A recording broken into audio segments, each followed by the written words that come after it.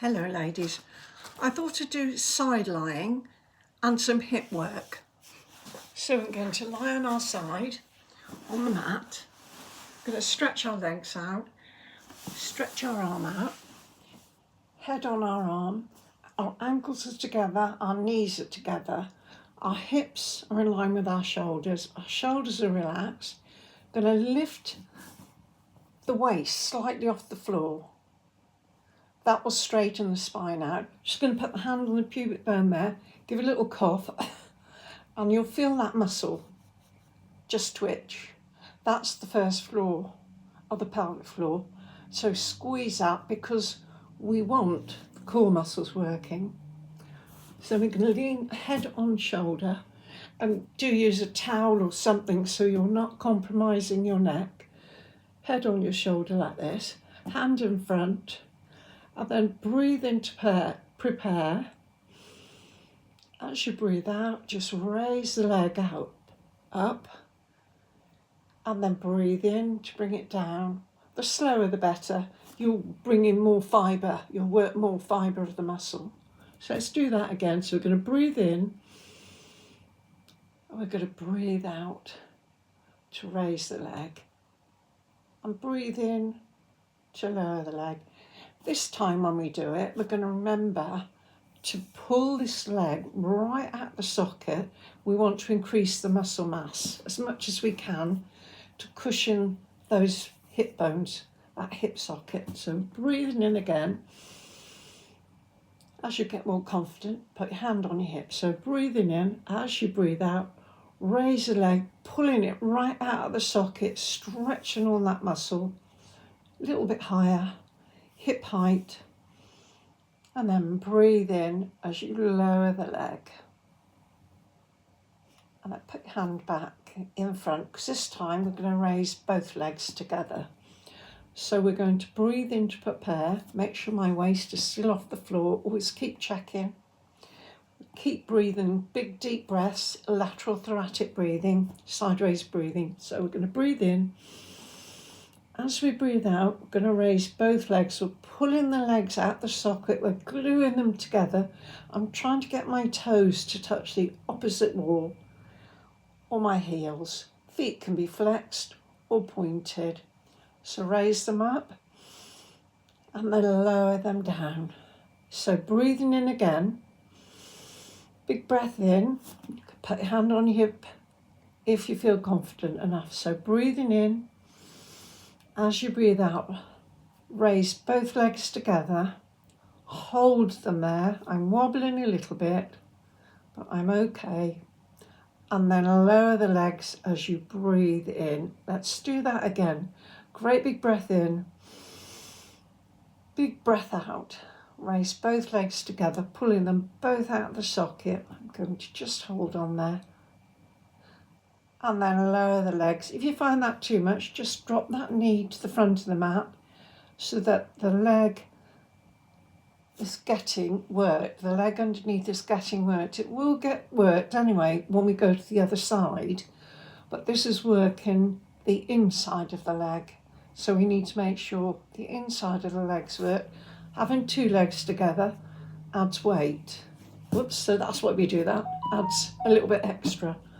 Bring both legs, both knees to the front of the mat, heels under the sit bone, that shape, there like that. And we're going to go into the clam. So breathing in to prepare, breathing out, open the leg out and close. And doing half a dozen of those, breathe in, breathe out. So just keep doing about half a dozen. And then bring the knees together and just take the heel up, and that just swishes the synovial fluid around the hips a little bit,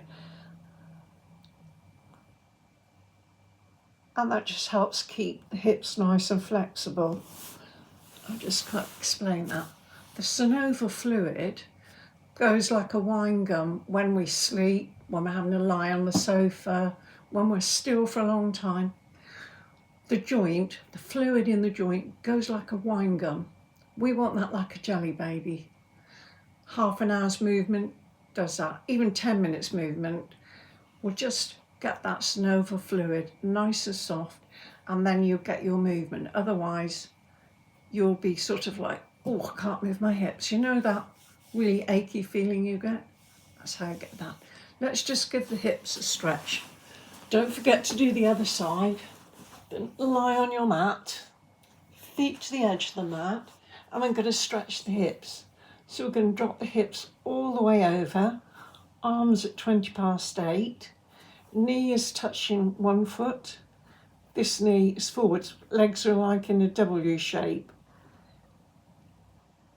Just hold about 10 seconds, put that hand under the knee, breathe in to prepare. As you breathe out, raise both legs, and then doing that big sort of W over the other side. So you've got heel, knee, arms out to the side. Just hold that about 10 seconds.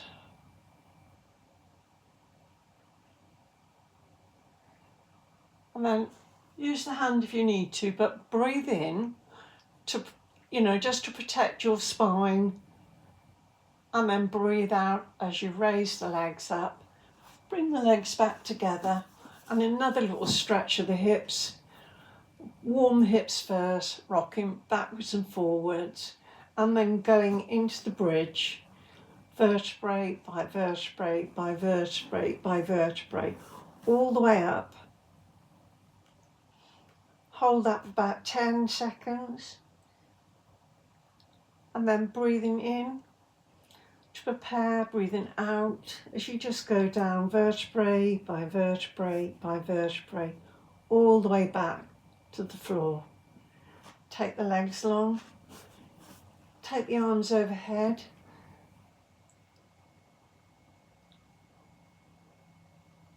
great big stretch, bring the arms back down, bring the feet back in, quite near the sit bone, go back into that bridge, all the way up, vertebrae by vertebrae. This time take the arms overhead,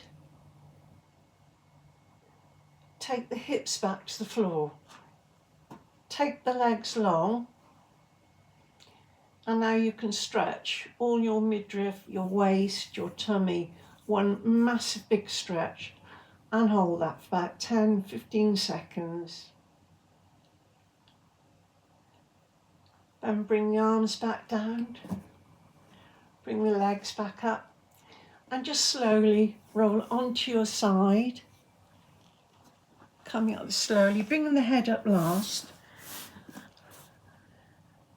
and just have a little practice of that one. That's for the hips. So the hip movement, the hips, 2 hip stretches there, because the bridge is also a stretch for the hips.